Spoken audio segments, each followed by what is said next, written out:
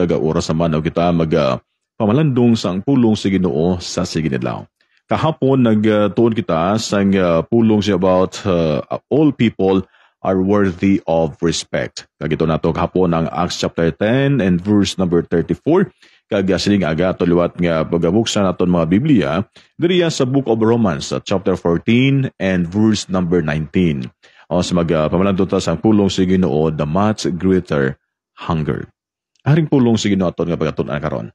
Romans chapter 14 and the verse number 19. If you have Bibles with you, palibog si mga Biblia, kagaton nga basahon ini, o ang ining aton nga passage, sige nga.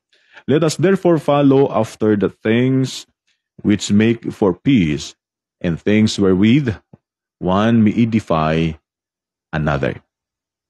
Kabay pang Ginoo magpakamayo sa pulong. Nga ato pagatunan sa sigadlang magpakamuya kita. Amay nagpasalamat gid kami sa dakong oportunidad nga makapamalandong sa pulong sa adlaw. Patawara kami sa mapaglapas sa mga subangan ng Ginoo. Hatagi kami sa bukas nga tipusuon kay panahon na. Bigyan pala sa mo na may pagsimula ng Espiritu. Ginampo na mo kay Kristo Jesus. Amen. Ato balatulupang doon na biyan, ini ang isa ka manami o oportunidad kay kamatuoran nga madamo sa mga tawo, kay madamo sa mga utod naton, abyan naton, nga kinanglanon lang gid nila tagaan atensyon. Kaya pabatsagon sila nga importante magali sila.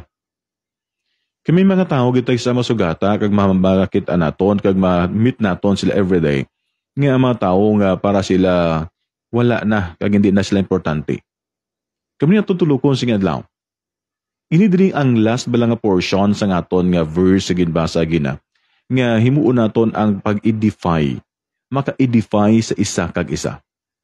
Yung mutulupang doon ang passage na ton, sila sang pag sa pulusin noo, nga kung imo nga balikon no, ang pulusin niya dra.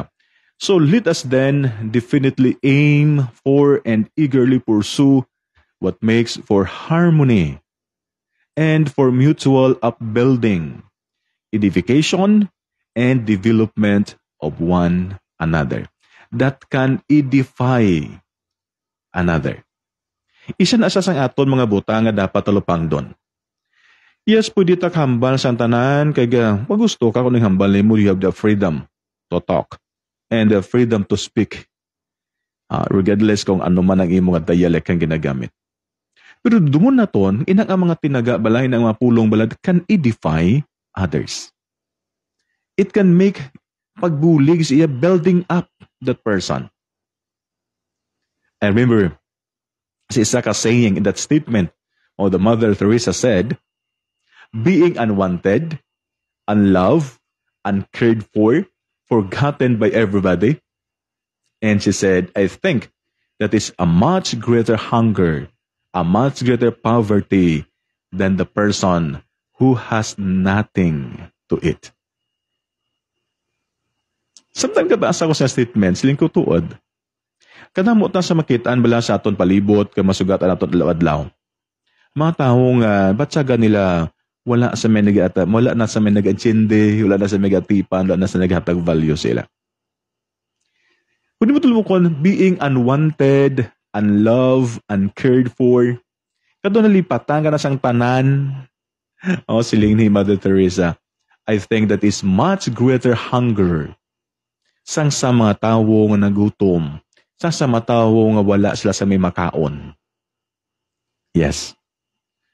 Ayan, nakasugata ka, nakastorya ka sa mga tao, discover ni mo that na-meet mo sila and have contact with them, every day sila kabuhi, and then nakita mo ang ilang nagtuwag, their infinite value as children of God.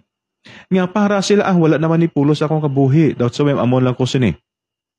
And the devil, nagunahuna siya ka magtrabaho sa sangtuman, pagid ka budlang, in hard, work hard, agud mabatsagan sang tawo, mabatsagan sang tawo, they are devalued and worthless. Kasi amuning aton pinaka masasubo kag masakit nga problema otod. Ining mga taon ba sila nga wala na sila eh. Kiman wala naman sila tagaan balor. Wala na tagaan importansya. Wala na lang sapakan. But then, ining mga tawo, kilanglanon lang naton sila buligan. We can mag-neutralize the effect of his lies. And just tanan gini mo niya by building up people, encouraging them, and edifying them. Huh? Yung mga tao ba lang, kung imo istoryahon, wala naging kami paglaom sa buhay. Total, amo naging ako kabuhi. Mahala na mapatay. Puti sigurado gisayhan nga mag-abot ng kamatayon.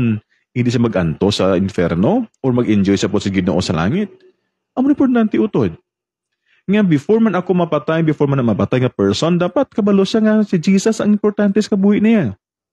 Hindi lang material nga butang, hindi lang kwarta. But we need Jesus. If you have Jesus, you have everything. Kung nami nga kabuhi, bilang nga tayo nato na value inang kabuhi nga ara sa Ginoo. We can encourage them. We can edify them. O galing okay sa nga ito, mga ginapangbuhian man nga mga istorya, mga pangbiyan na ito matinaga, hindi man maka-edify sa tao.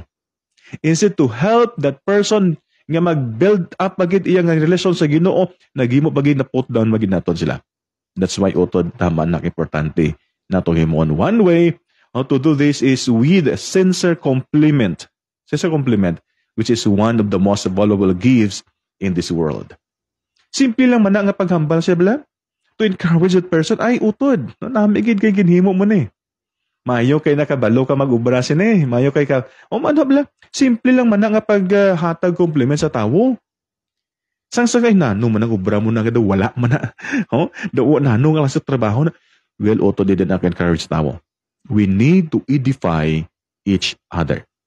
We need to edify si mga tao. We need to help that person to build up agad iyang kaugalingon and most valuable gift sa kalibutan matag naton. Sincere compliment. Because most people are quick to compare themselves with others. Tapir ka mo may maramamo na tani kung parelo ko din siya tani yo. Di ba?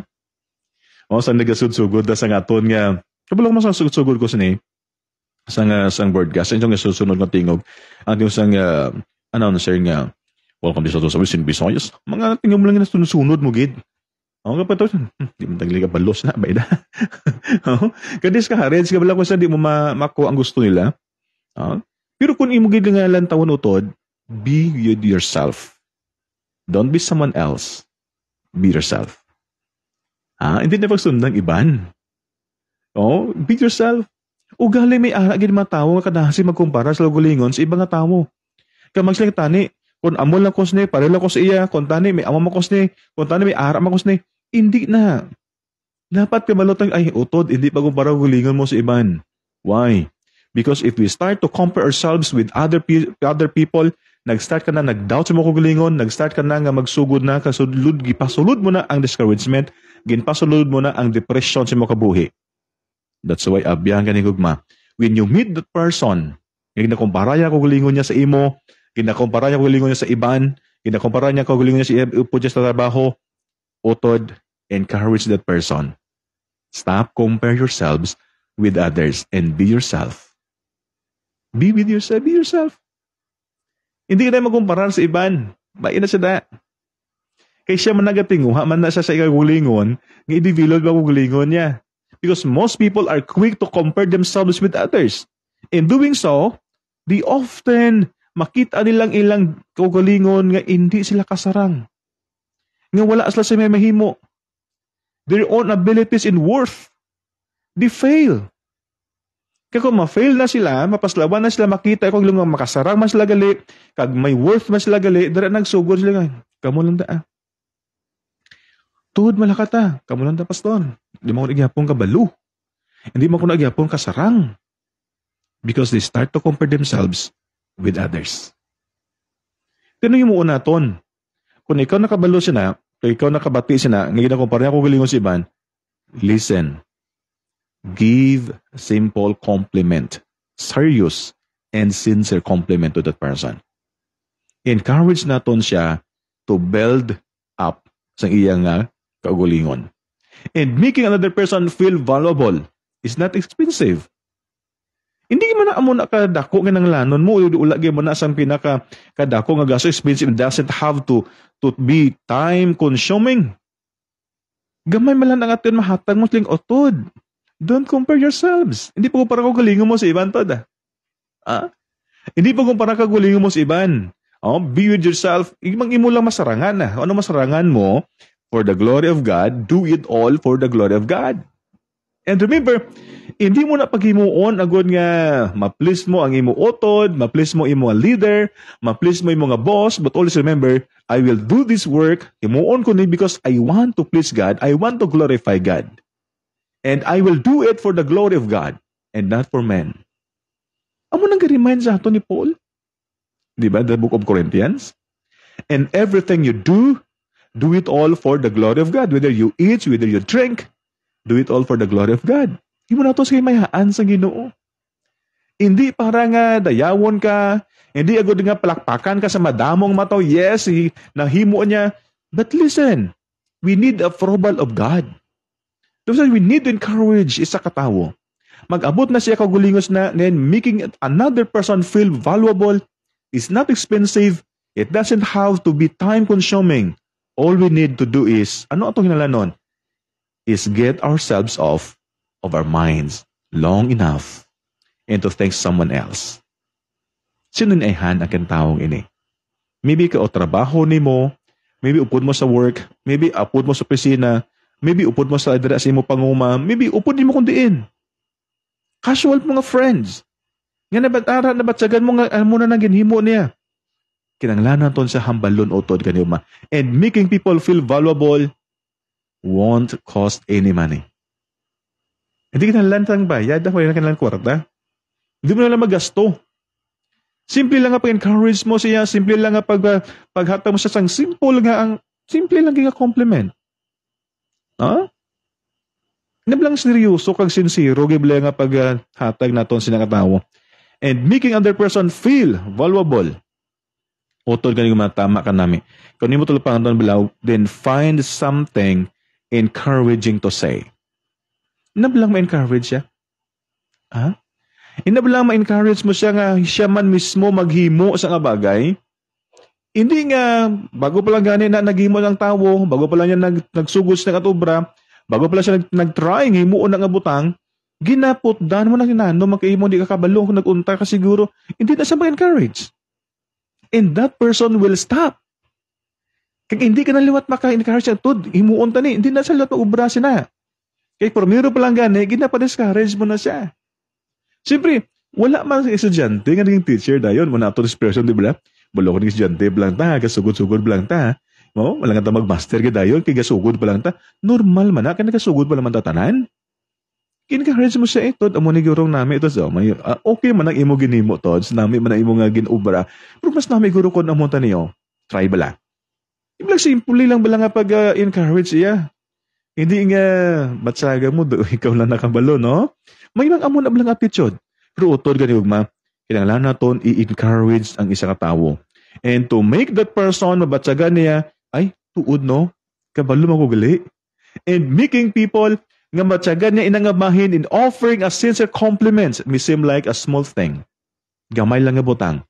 But it gives someone tremendous strength. Gamay siya, ay, tuod. Luya gumanahimuan gali. Oh?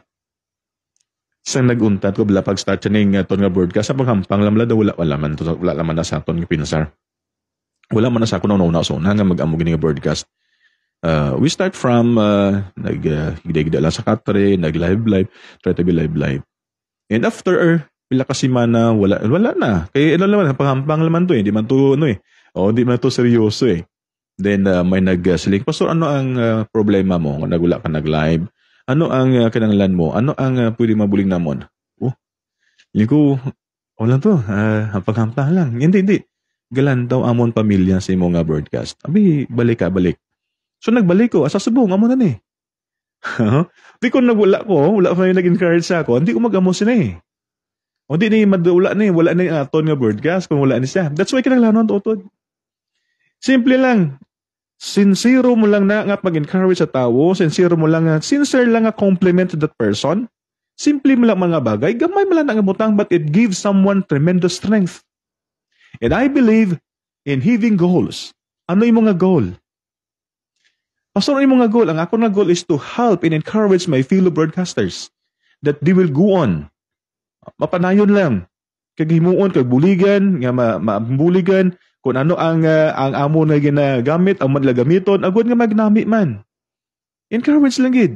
Simple lang. A simple word of encouragement. And I believe in hitting goals as I working with God to develop good habits in the area of encouraging others. Simple lang. Gamay mo lang ang paghalin siya, otod. Panayon lang ah. May imisli kang to, hindi ako mag-himos eh, kaya ka-jutay malang nigali sa may himos ang bahin. No, panayon. Regardless kung wala man sa may palakpak si mo doon, wala man sa may sunod, panayon lang. Oh? Utod ko mas simple naman na eh. It is our goal. It is my goal. To encourage also my fellow young pastors to respect the old pastors. Mula man na mong. Inang simple lang lang. I challenge myself. Asang gamay nga compliment. At least, may mga encourage lang mga tao kadadlaw. Kaya hindi man sila nga makita mong tao na, or maybe tricycle driver siya, or ano man siya, i-encourage mo siya. Ay, kamusta gali imo nga pagbiyahe? Pilang imo nga makita bilog adlaw. O samtang nga sakay ka sa tricycle. No, samtang sa tricycle. O, sang Monday, nagsakay tricycle. And then, gin-istorya kong driver. Pilagin imo nga gasto bilog nga siya nga adlaw nga biyahe, pilang imong income. Then, a simple word of encouragement. Yan siya, God bless you, amigo. Praying for you. Malipay ng tao nga. It can encourage that person. Simple lang encouragement. Utod ka higugmad, the much greater hunger person, the need. Gamay lang nga encouragement. And as I challenge myself for that compliment, at least, may mga tao ko maghambalang adlaw, I also encourage you. Do it. Encourage man bala sila. Encourage mo bala sila nga maghimo man sa nga bagay. Nga bistan sa simple lang nga bagay, ihambal mo ang pinakagamay lang encouragement. And to sincerely tell a person that you are praying for him or for her is enough to encourage that person. Simple lang man na, utod, gapangamuyo ko sa imo, tod. Huh? I'm praying for you. Simple lang man na eh. Pero, inang simple mo nga, pastor, gapangamuyo ko sa imo, amigo, gapangamuyo ko sa imo, abyan, praying for you, gamay lang na sa tuod. Pero grabe ng encouragement sa tao. That's why abyan, himuon ta na bala. O to himuon na bala. Instead nga sagi ka reklamo sa ginimuon niya, sagi reklamo sa attitude niya, sagi reklamo sa katamaran niya, encourage siya. Encourage na to siya. And then, o to naman eh, I recommend that you do something similar to help you become a frequent encourager. Hindi kinanglan gastos Simple lagi na, Todd, kamusta da? Praying for you. Di ba? Seryoso, sincero, giblas lang nga, Todd, pangamuyo, anak ka. Pray ko si mo.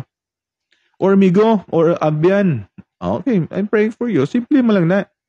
Especially sa aton mga leaders. Instead nga aton sila i-criticize, kalang taon ng mga negatibo nila nga mga bahin sila pagpangalagad, why not encourage them? Why not encourage them? Why not challenge them? Encourage na sila kinsa. Tingin mo pagkasang pinakadago pagiggabahin. Kasi ang auto na batyan, pero may puro lang na lang negatibo eh. Puro lang tanan mga destructive nga criticism. Why not? Himo na to nga pag-criticize sila nga constructive, nga maka-encourage sila. Abyan, importante na sa atong kalibutan. Sa imo panimalay, sa imo estudyante, sa imo katrabaho, sa imo ka mga upon naton sa atong mga upon ni mga barangay officials, kinanglano na naton. Encourage sa kag-isa. Trust God. Sa ligib lang ginuuyoton. Ang pamangkot sa akon kasi imo sing adlaw mo ini. What are you doing to make sure that the people you come in contact with feel valuable? What are you doing to make sure that the people you come in contact with feel valuable? Ano itong ginahimo? Nga makasiguro kitang matao nga upod nimo, masugatan nimo, makakilala nimo, mabat sila nga importante sila. Kag malahalon sila. As a child of God, you have value. But many people you meet don't know God nor trust His love. That's why nga, i-share nimo sa ila ang gugma sa Dios. Tod, sa gugma sang Ginoo, sa bugay sang Ginoo, naginamo kita sini. Because amo ni ginambal sa pulong sa Ginoo. Being in this, isa ka tawo nga nabatsagan niya that he was so depressed and discouraged. Why not encourage him? And begin to help people. Makita nilang ilang worth, ilang kabilyanan by paying them a sincere compliment. And start with you. You'll start with me. Kabay pa utod gani og mga ato na mahimo. Kabay pa utod nga ato na makitaan sa ato tatag-sa kamakugalingon. Abyan, simple lang na. Kagamay lang gis na nga pag no? Kagamay lang mas nga pulong nga pag-encourage sa katawo. Pero dako gali epekto sina. Especially utod sa mga wala pagidya nakakilala sa Ginoo ilang maluluwas. Encourage naton sila. Tuhis yun Jesus yung maluluwas. And only Jesus ang magbulig sa imo nga maghimo na nga bagay. Abyan, tingawangib la, tistingib la. Nga hindi mo pag-ikritisa ang tawo, kundi encourage mo siya. Kabalo ko nakadaan nga may may diferensya sa si alawas. Especially those persons in mga disabilities. Isang ginakadlawan pa na sila kag himuan pag isang dinami istorya. Why not encourage them? Good. Sa piyak sang imo kayong tangan, ganito ka sa Ginoo. Pwede git. Simple man lang na. Gamay man lang na tinaga. But it can help. Sina nga tawo, dako na nga bulig sina nga tawo, agud nga magbalik siya, kamagtuduod siya sa iya nga pagsunod sa Ginoo. Otod, tulupang wala tong kulingan siya lang. Damo sa aton sang mga tormentors. We have a lot of tormentors, but only few mentors. What we need today is mentors and not tormentors. Start encouraging people. Start encourage your friend, your families, even sa mga co-workers na mo. Magapangamuyag na. Ginoo, salamat gid sa imong pulong. Kung kasama ay nag-abot sa amon ang lain buot, sakit nga balatsagon, tungod sa mga masakit nga mga tinaga nga ginahaboy sa amon. Mga tinaga Ginoo nga hindi maka-encourage sa amon. But thank you for reminding us today, God. Sugura namon ang pa-encourage sa kag-isa. Sugura namon na paghatag sa mga pulong nga maka-edify, makabulig man to build up sa iyang relationship sa isa kag-isa. Salamat Ginoo sa imo pag-remind sa amo siya lang. Salamat gisang tanan. Salamat sa tanan nga tagpalamati. Tanan nga mga viewers, tanan nga mga followers ng podcast. My prayer and my hope nga kami tanan sugura namon ini. Nga mangin mentor and not tormentor sa amon ni sige pareho. Help us, dear Father. This is our prayer in Jesus' name. Amen. Madamog isang matabihan, si Bubum sa aton si Adlaw, kabay pang ginugid magapamay sa aton. Sige nga, kita nilot ba, dahil lamang sige po sa aton nga programa, Morning Greetings and Devotion.